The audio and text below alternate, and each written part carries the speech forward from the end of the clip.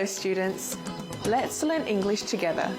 Today we are going to learn how to answer Paper 2, Section C, Reading Comprehension.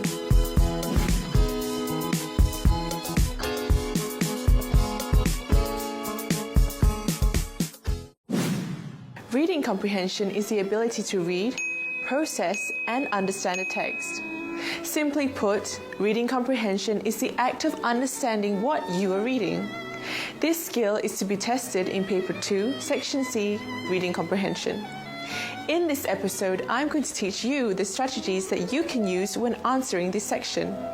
By the end of this lesson, you should be able to explain the structure of Paper 2, Section C, Reading Comprehension. Understand the types of questions. And lastly, you should be able to answer this section using the correct strategies. In order to help you understand better, I have provided you with an extract from the 2014 SPM paper. Follow my instructions and you should be able to answer Paper 2, Section C, Reading Comprehension in no time. So what are we waiting for? Let's begin.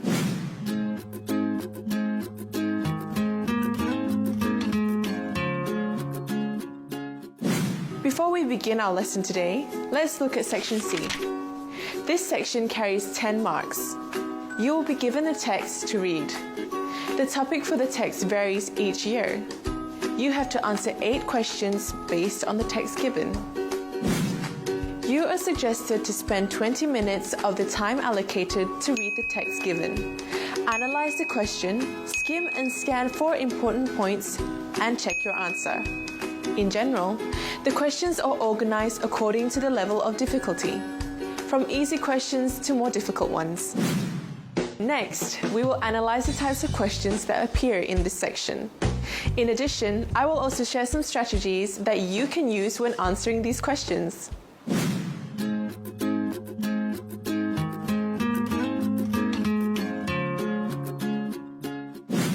The first few questions are pretty straightforward, as students are only required to lift the answers directly from the text. This type of question usually tests students' knowledge and understanding of the text. Hence, the answers would be very direct and do not require higher order thinking skills. It normally focuses on WH questions such as what, which, why, and who. For example, 27A, from paragraph 2, what caused Daniel to wake up? 27B, from paragraph 5, which phrase seems moved very slowly? To understand how this strategy works, let's look at this example. This question is taken from the 2013 SPM paper. It was the beginning of the wet season. After a tiring descent from the mountain, Daniel decided to spend the night at the chalet before continuing his journey home the next morning. There were not many mountaineers at the time because of the unfavorable weather conditions. The question was, why were there not many people in the chalet? Now, I want you to look at the question and the passage closely. Do you notice any similarity? If you look carefully, you will see that the phrase, were not many, appeared in both the question and the last sentence of the passage. So we automatically know that the answer for the question number 26 is, there were not many mountaineers at that time because of the unfavorable weather condition. However, this strategy is no longer applicable since SPM 2014. Students can no longer look for the answer by using the keyword. Instead, they have to find meaning and identify the answer on their own. Let's look at this example. This question is taken from the SPM paper 2014. Initially, the activity of caving did not appeal to me at all. I always found the idea of clambering, even crawling through narrow, wet, rocky passages in pitch-black conditions, not particularly appetizing. However, after much persuasion from the nature-loving friends, I reluctantly found myself signing up for the basic caving course. Why did the writer decide to go on the caving course?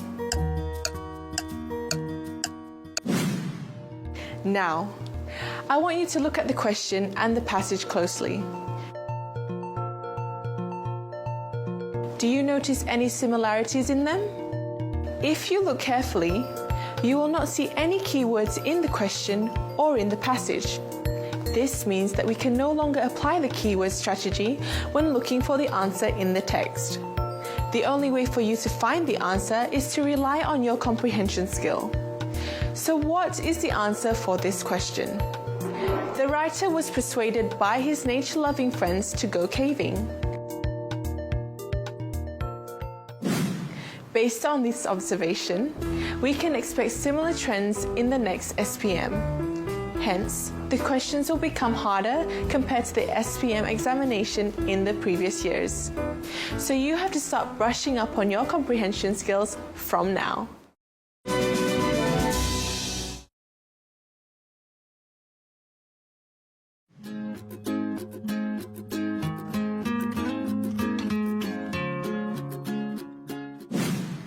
The questions are arranged according to difficulty. Towards the end of the paper, the questions will become more challenging. These questions will demand students to think critically and logically by making an inference. As such, questions will focus on WH questions like why and how. For example, 29A, from paragraph 5. Why do you think the firefighters looked into the cracks and yelled? 29A, from paragraph 7. How did Razif manage to overcome all the difficulties he faced? As it is an open-ended question, you will be unable to copy the answer directly from the passage. Instead, you have to develop your own answer using the clues available in the passage. When you find these clues, you have to piece these clues together and come up with your own inference. To understand how this strategy works, let's look at this example. This question is taken from the SPM paper 2014. That night, there was a session of group games and a quiz. During the quiz, it started raining heavily. The trainers were excited and gleefully told us that caving would be extra fun the next day. Why do you think the trainers said the caving would be extra fun? This question is quite tricky. But don't worry, let's look at the clues available in the passage. From this passage, we know that it was raining heavily the night before the caving activity. So, I want you to do some brainstorming activity. Imagine you were one of the participants in this story. You went for the activity and suddenly it rained heavily. Later that night, you went back to the tent and fell asleep. The next morning, you looked outside your tent.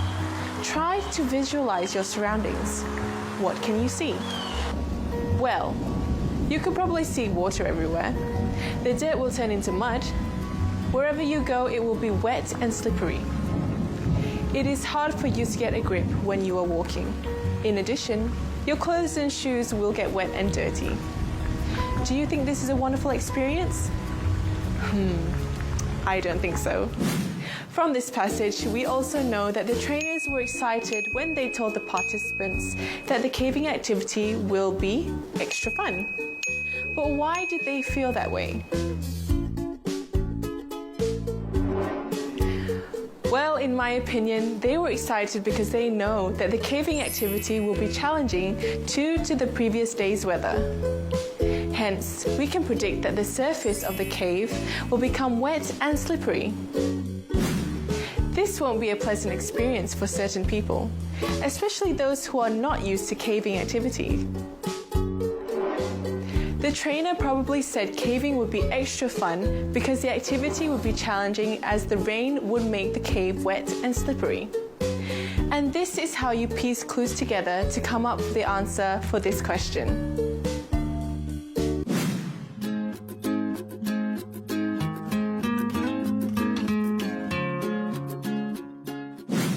Another type of question that is often asked in this section is vocabulary. For this question, students are required to find the meaning of a word, phrase, or sentence from the question and the passage provided. Many weak students struggle when answering this question. This is due to their lack of vocabulary. As a result, many are unable to pinpoint the answer accurately. They also don't understand the meaning of the word that they have to find. This makes the task very difficult for them. Hence, many end up copying a whole phrase or sentence in the answer space. Even if the answer is included in the sentence that they have written, they are still unable to acquire any marks. This is because they did not fulfill the task requirement. So, it is important for you to be specific when you answer this question. One of the strategies that the students can employ when answering this question is by looking for low-frequency words. Low-frequency words are words that we seldom use. In order to search for these words, students can look for words that they are unfamiliar with. To understand how this strategy works, let's look at this example. This question is taken from SPM paper 2014. We had to get down on all fours in the dirty mud. We all struggled to keep our noses above water as we inched our way forward. After what seemed like an eternity, we finally came to a series of magnificent cave-ins. In this question, students are required to look for a phrase in the passage which means moved very slowly. So how do we identify the answer? First, we have to look for the low-frequency words. Look at the passage closely. Can you identify these words? The words are inched, eternity, and magnificent. These are words which we seldom see or use in our daily life. But which one of these words is the correct answer? Now I want you to look carefully. Which of these sentences do you think describe movement? Well, the sentence would be, we all struggled to keep our noses above water as we inched our way forward. So we will automatically know that the answer for this question is inched. And this is how you identify low-frequency words to come up with the answer for this question.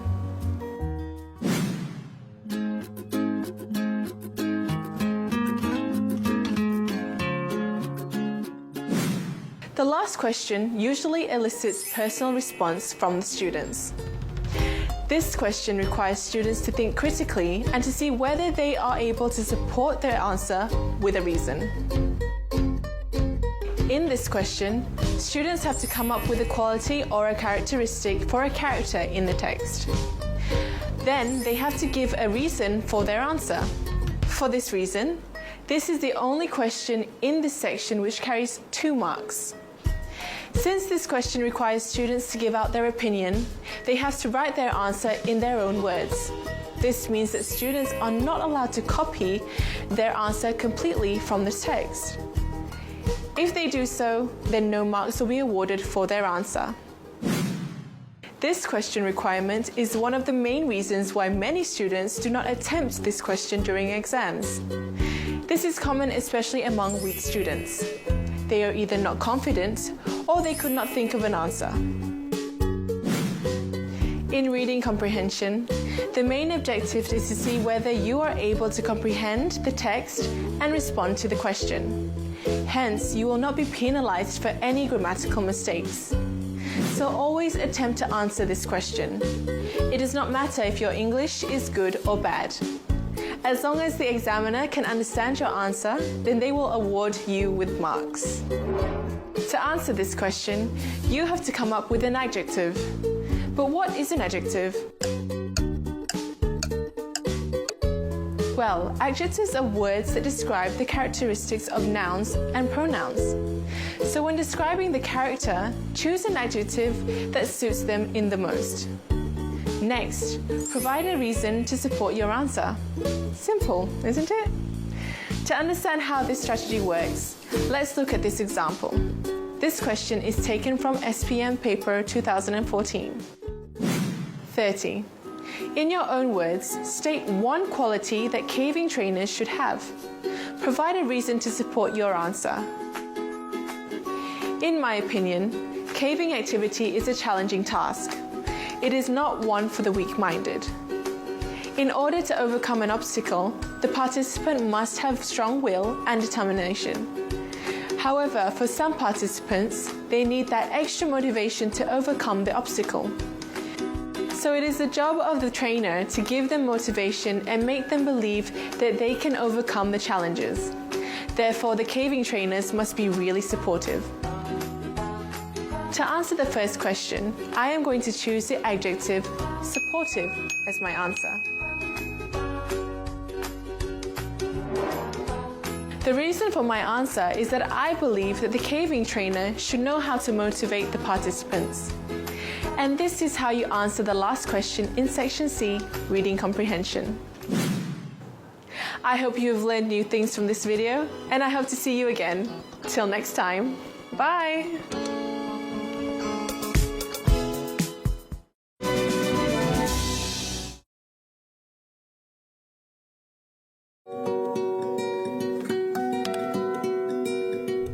Hello students, welcome to my SPM segment. Today we are going to revise SPM Paper 1, Directed Writing.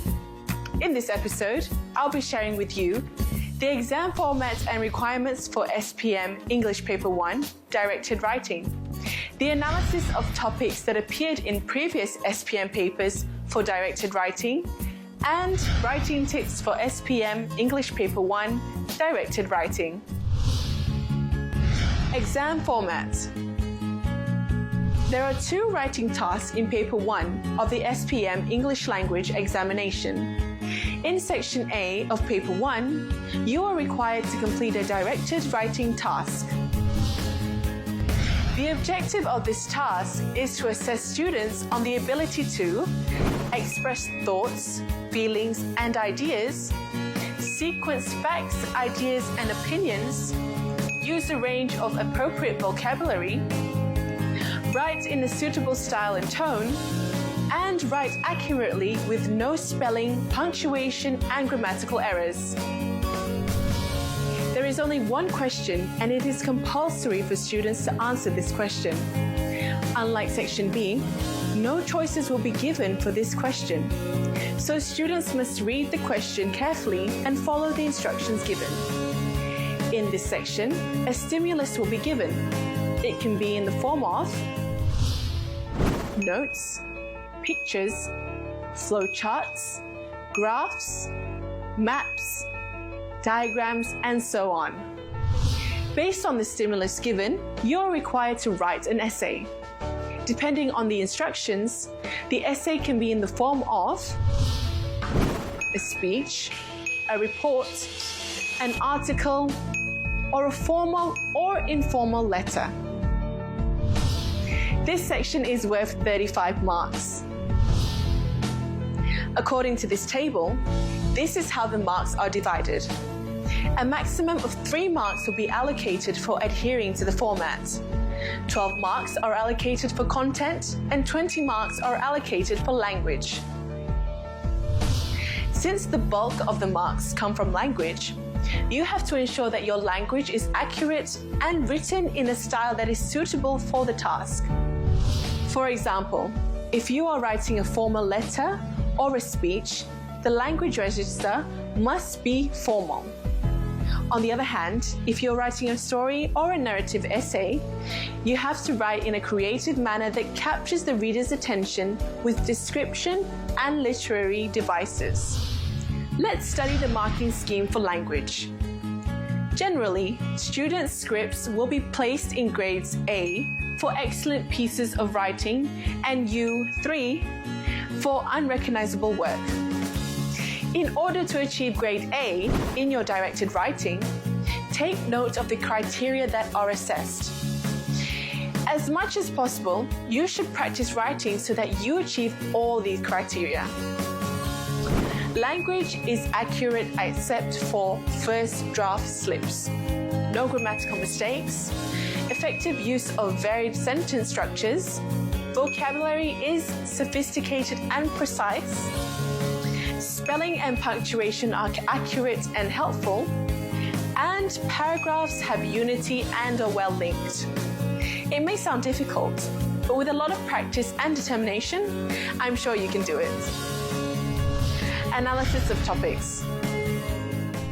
Every year, students are given different instructions on types of essay and topics.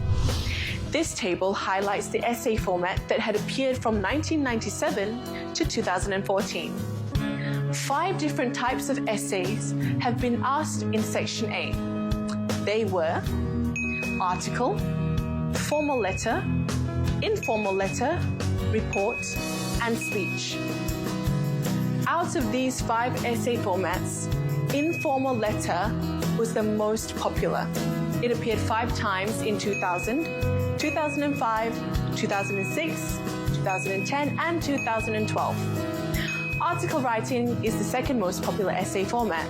It appeared in 1997, 2001, 2008, and 2014. Formal letter appeared in 1998, 2003, and 2013. Report appeared in 1999, 2004, and 2009, while speech appeared in 2002, 2007, and 2011. So in order to play it safe, students should learn all 5 essay formats, as we do not know for sure which essay formats will appear again in the next SPM. However, it would be wise to pay extra attention to the article writing and informal letter, as they had appeared the most number of times in the past. Read and understand the instructions. It is very crucial that you read and understand completely what the question wants you to do. Normally, the question will tell you what type of essay you are supposed to write. So pay attention to the phrase, write a. This will help you to identify the format of the essay you are required to write. As soon as you have identified the format of the essay, you can start searching for other information that you need to include in the essay. For example, let's look at Paper 1, Section A in 2014. Crime prevention is everyone's responsibility. Your teacher has asked you to write an article for your school magazine on how to ensure safety in the neighborhood. Using the information in the poster below, write your article. So what can we understand from this question?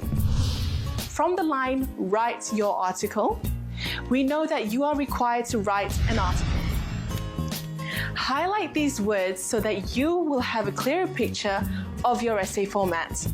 Remember, writing your essay in the wrong format will result in your marks being deducted. Based on this question, we also know that this article should be written for your school magazine. So make sure you address your fellow schoolmates when you are writing your essay. Next, the topic for this essay is on how to ensure safety in the neighborhood. This should be the foundation of all your points and elaboration when you are writing your essay. So develop your points and elaboration around this topic. And lastly, you have to use all the points provided in the poster. This is important because each of the points will carry 1 mark. In addition, you must also expand your points and provide an elaboration or examples. The second part of the question will also give you some pointers about the essay formats and the number of points you should write in your essay. For example, let's look at Paper 1, Section A in 2014.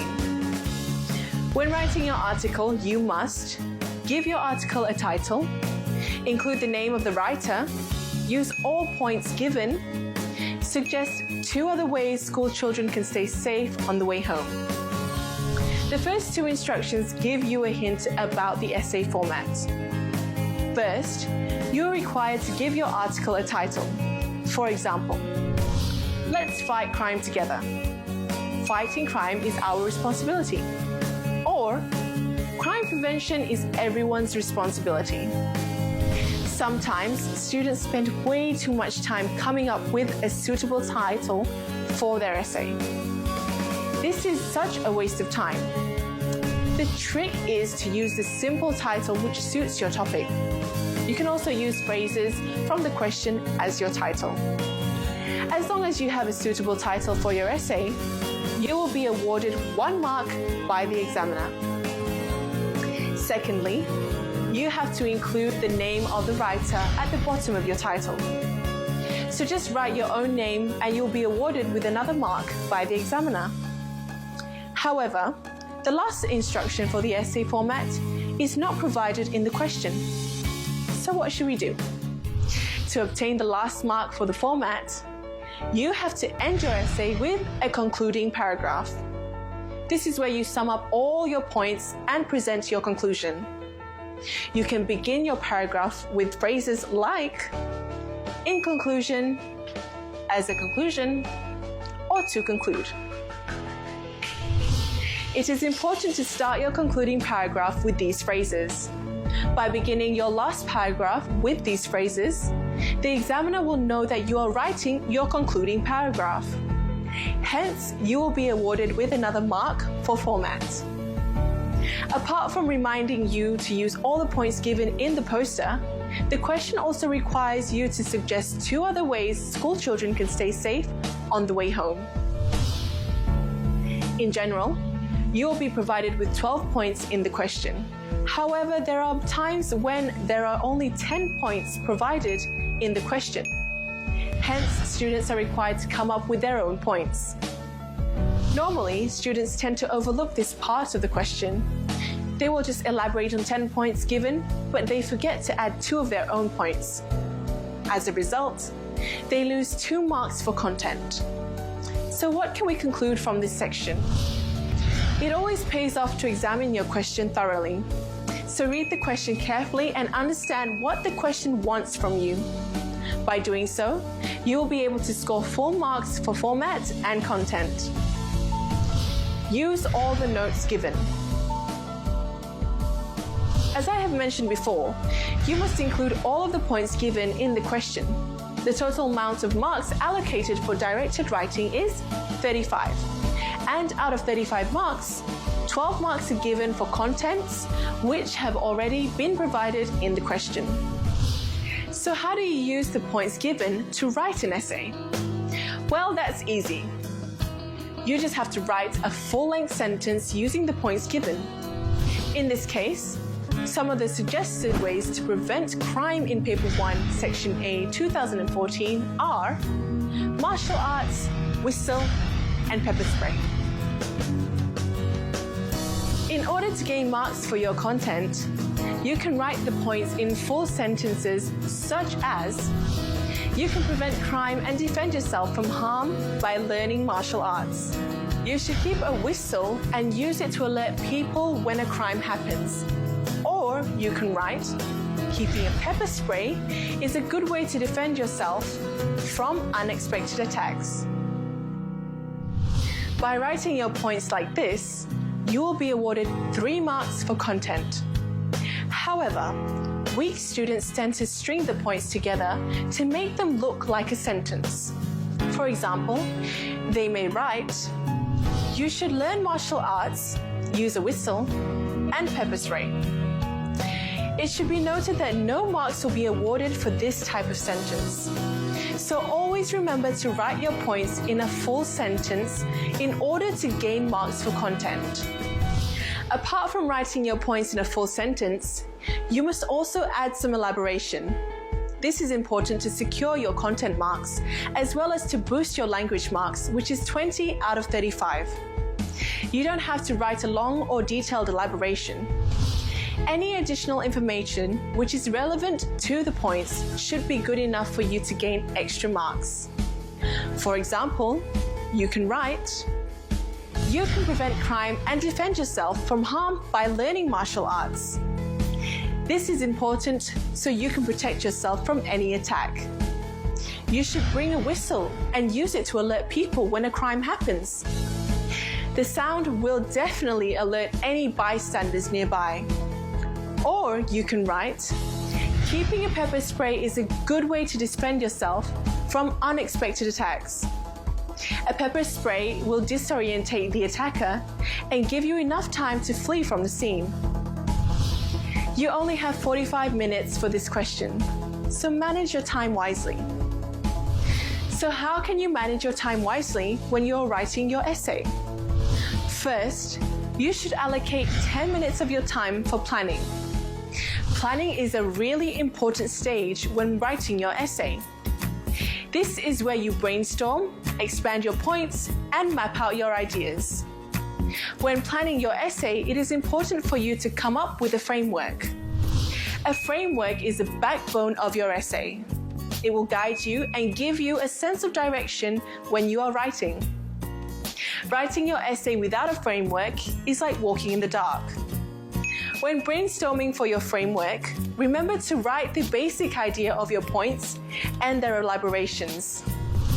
This is to ensure that you won't be wasting any time thinking about them when you are writing your essay. Sometimes, students get too preoccupied when writing their essay. This normally happens when they don't have a solid framework. As a result, they spend more time than what they are supposed to. So remember to plan your time wisely and prepare a solid framework before you start writing your essay.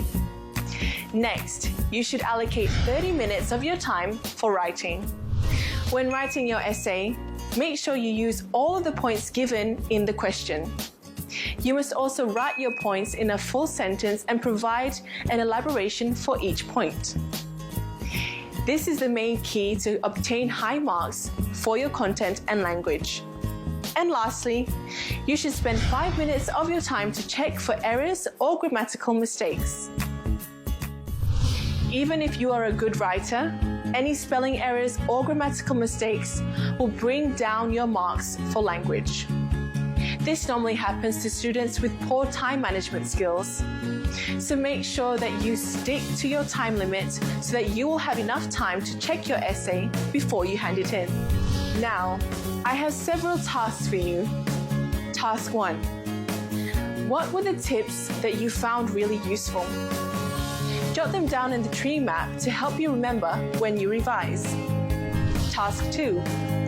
Use this tree map in the worksheet to help you come up with the elaboration and examples for the points. This tree map will help you organize your points before you start writing. Give it a try. I hope you have learnt new things from this video, and I hope to see you again soon. Till next time, bye!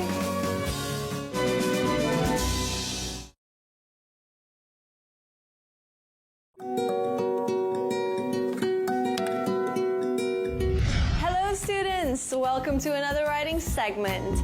Today we will be working on the SPM English Language Paper 2 for summary writing. In this episode, we will be doing some revision on the exam format and requirements for Section C, question 31 in the SPM English Language Examination paper, and tips for summary writing. Exam format. Question 31 of Section C in the SPM English Language Paper 2. This question is a continuation from the reading comprehension questions in Section C. The objectives of this task is to assess students on the ability to extract main points from the passage, distinguish main ideas from supporting details, substitute expressions with single words, and use alternative vocabulary. Students are required to summarize a 800 to 1,000 word passage in not more than 130 words, including the 10 words given with the instructions. The instructions will usually let you know where to extract the points from. For example, the whole text may have 80 lines, but the task requires you to read from line 1 to 50 only. So read the instructions carefully. Remember that the summary must be in continuous writing. Never write in note form. look at the marking scheme for this question. Summary writing is worth 15 marks. Marks will be given for main points and language. For every main point mentioned, 1 mark will be allocated, which totals to 10 marks. Language is divided into the ability to paraphrase and use language accurately. 5 marks are allocated for paraphrasing and the remaining 5 marks for use of language. The total marks for paraphrasing and language accuracy will be halved before being added to the marks you get for the main points. In order to get high marks for language in summary writing, you have to ensure that you achieve the following criteria. For paraphrasing, you must be able to demonstrate that you can paraphrase the sentences from the text. This means that your writing must be original, but at the same time, retain the meaning of the main points you've extracted from the passage. Markers want to assess if you truly understand the content of the passage. If you copy from the passage directly and do not paraphrase, you will only acquire 0 to 3 marks. So it is very important that you rephrase the sentences from the passage into your own words. For use of language, markers look for accuracy. This means that you have to demonstrate to the marker that you are able to construct simple, compound, and complex sentences correctly. Writing only in simple sentences will result in a maximum of 3 marks. Besides that, spelling, punctuation, and grammar has to be free from mistakes. However, markers will allow for a few minor errors as no first draft is perfect. Serious and repetitive mistakes can mark you down to 2 marks. As such, you have to be really careful and allow 5 minutes to check your summary essay for mistakes. From the marking scheme, we can see that there are a lot of expectations in order to get full marks for language. Students have to be able to fulfill 2 aspects: ability to paraphrase and language accuracy. But don't worry, with my help and a lot of practice, I'm sure you can do it. All you have to do is believe in yourself and have determination. Techniques for summary writing. Now, I'm going to share with you a few techniques on how to write a summary. I will be using question 31 and the passage from the 2014 SPM paper as an example. 1. Identify the area for summary. The instructions will tell you which part of the text to summarize. It's very important not to use sentences from other parts of the passage if you don't want to lose marks. In the SPM English paper 2014, students were required to summarize line 14 to line 36. So here's the text, and I want you to mark line 14 to line 36. The easiest way is to use a bright pen and draw a box around it. This is very simple to do, and it'll help you to stay focused on the task. During the exam, you may feel pressured working under such limited time, so it's good to have this habit to help you stay focused. 2. Read the text. Next is to read the text within the box once. So, read from line 14 to 36 again. This time, you will be looking for information based on the instructions. The instructions for question 31 in 2014 specified that students were required to write a summary based on the challenges the course participants faced when exploring the caves. The keywords and phrases here are challenges and exploring the caves. So, when you read this part, try to pay attention to the challenges. 3. Identify the main points. keep a lookout for 10 of them. Since the instructions specifically mentioned challenges, you should be looking for 10 points about the difficulties the course participants faced. As you read, ask yourself questions. For example, what is considered as a challenge? Which parts really showed that the participants would have a tough time? If I'm forced to do what, would it be hard for me? Mark the points with a pen or a highlighter so that you can keep track of them. Here are the points. Switch off torches. Abseiling session down a 30-meter cliff. The weather was slightly windy. Slippery rocks. Raining heavily. Wriggle along like worms to get through some narrow rock passages. Suffered cuts and bruises on our arms and legs. On our bellies through a muddy, watery passage.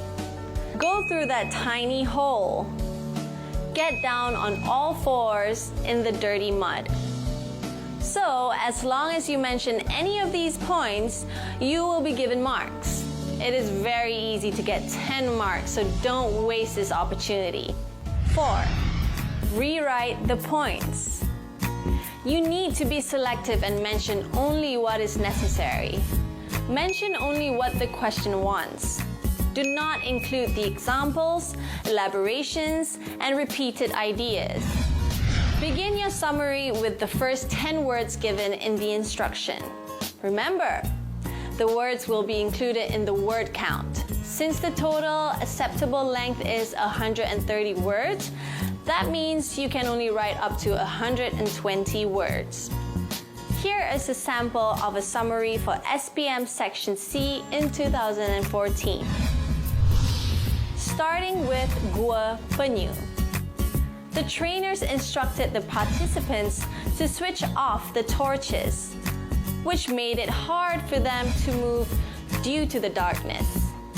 Then, they had an abseiling session down a 30-meter cliff. The slightly windy weather was worrying because it affected their way down. At Gua Balai, the rocks were slippery. Worse, it rained heavily at night. The next morning at Gua Tongkat, they had to wriggle around to squeeze through narrow rock passages. They got cuts and bruises from the sharp rocks even though they wore protective gears. Besides that, they had to crawl on their bellies through muddy water and squeeze through a tiny hole. Finally, they had to crawl on the dirty mud yet keep their noses above water at the same time. 130 words. 5. Check and edit. After writing, make sure you allocate a bit of time to check your answers. Remember the criteria that markers are looking for.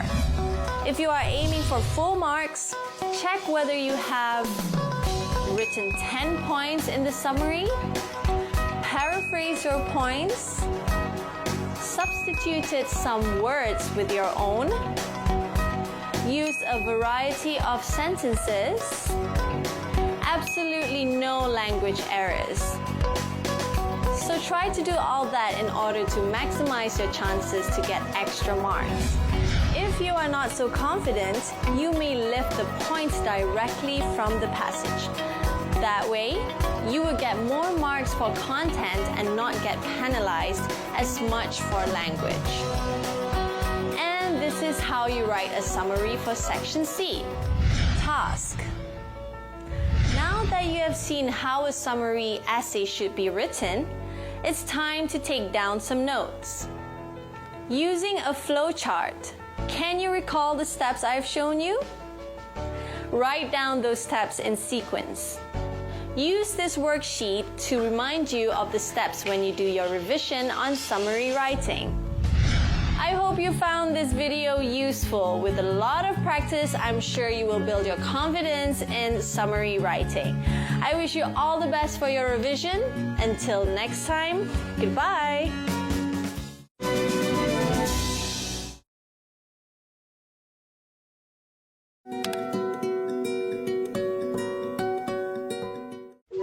Hello students, let's learn English together.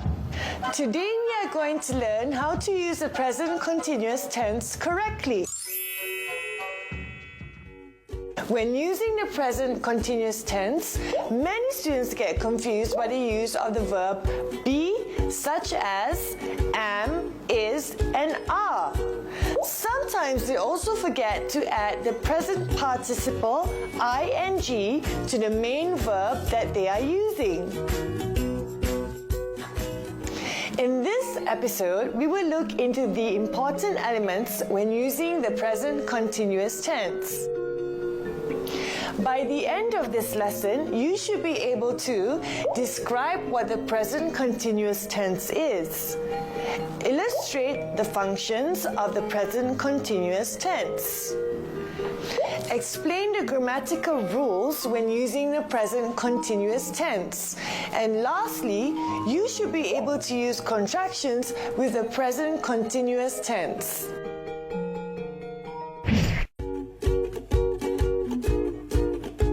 The present continuous tense shows us that an action is continuing or progressing at the time of speaking.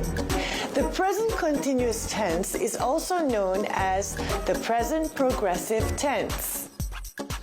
To construct a sentence in the present continuous tense, the verb be is used with the present participle of the main verb.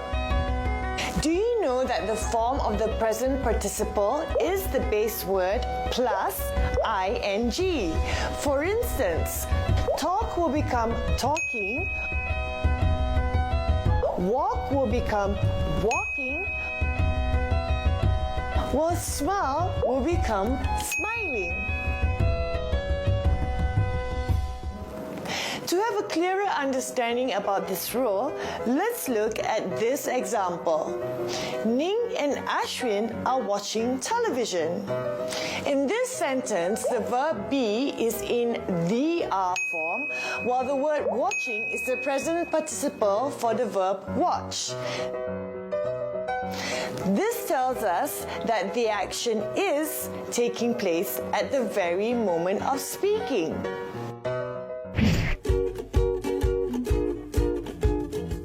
There are several situations where we can use the present continuous tense.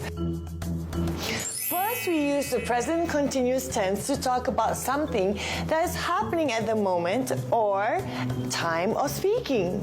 In other words, the action has started and is still continuing. For instance, What are you doing? I am studying for my exam. the baby is sleeping. Look, that magician is walking on water.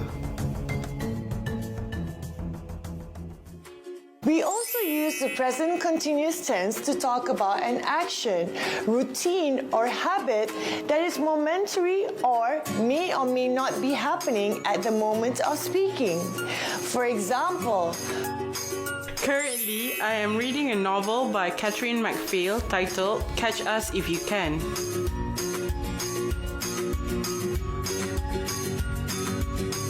if you look closely, this sentence does not tell us if the action is actually happening at the moment of speaking. However, we know that the action has already taken place and it may finish at some point in the future. My cousin is staying with my family until his parents return from Australia. This sentence describes a temporary action that began at some point in the past and is going on now and will end at a certain time in the future. Audrey and Kelsey are traveling to Pahang by bus. This sentence tells us that traveling by bus may or may not be their usual habit. However, they chose to take the bus for this particular journey.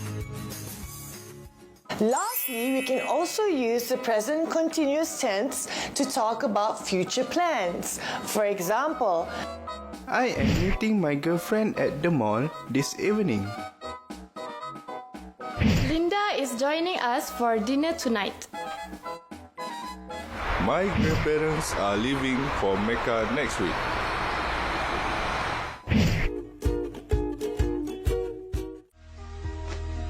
as previously mentioned in our introduction, we form the present continuous tense with the present tense of the verb be and the ing form of the main verb.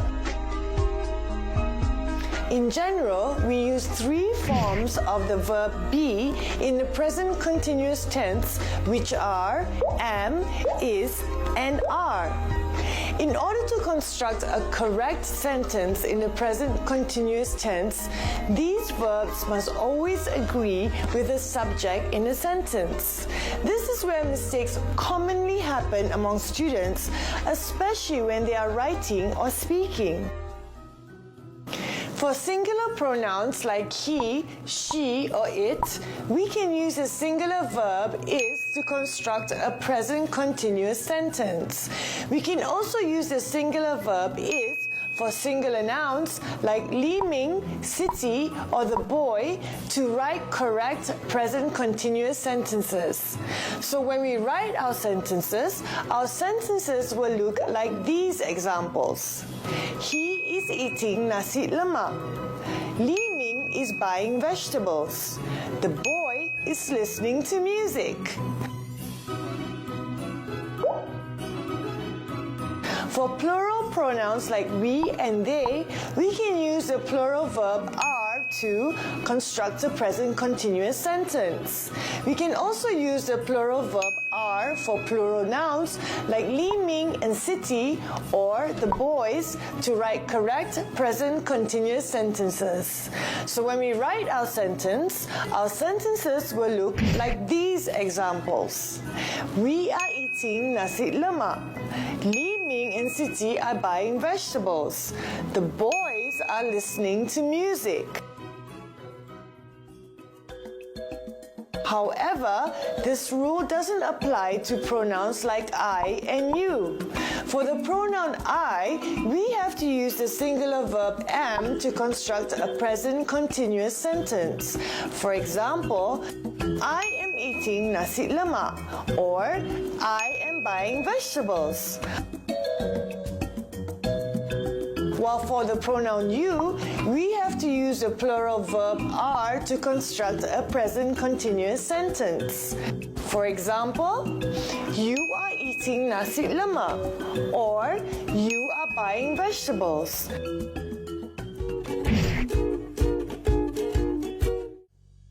We can also use contractions for the verb be when using the present continuous tense. Contractions are a shortened form of a word or group of words, with the missing letters usually marked by an apostrophe. This will transform the combined words into one-syllable words. Contractions are commonly used in speech and colloquial forms of writing. However, this rule is only applicable for the singular or plural pronouns. When the verb is contracted, it will be shortened to apostrophe plus s. For instance, he's eating nasi lemak. She's buying vegetables. It's recording music. On the other hand, when R is contracted, it will be shortened to apostrophe plus R and E. For instance, we're eating nasi lemak. They're buying vegetables. You're recording music. And lastly, when M is contracted, it will be shortened to apostrophe plus M. For instance, I'm eating nasi lemak, or I'm buying vegetables.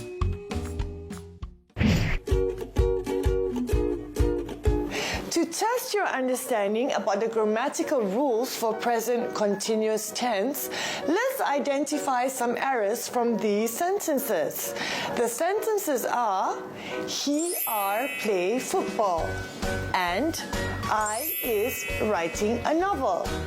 Write these sentences in your notebook and try to identify all the errors in these sentences. You can pause the video until you have completed this exercise.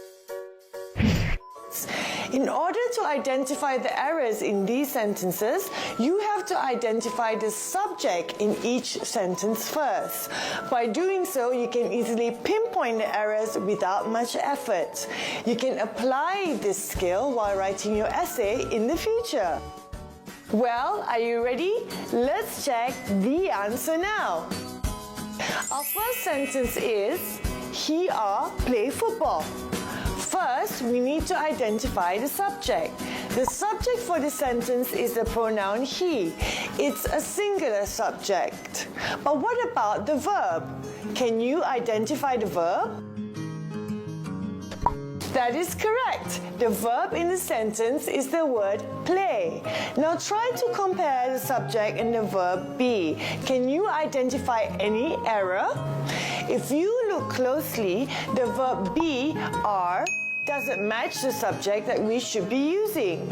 He is a singular subject, so instead of using are, we have to replace the verb be with is. However, this is not the only error in this sentence. Can you identify the second error? Correct. The second error in this sentence is the verb play.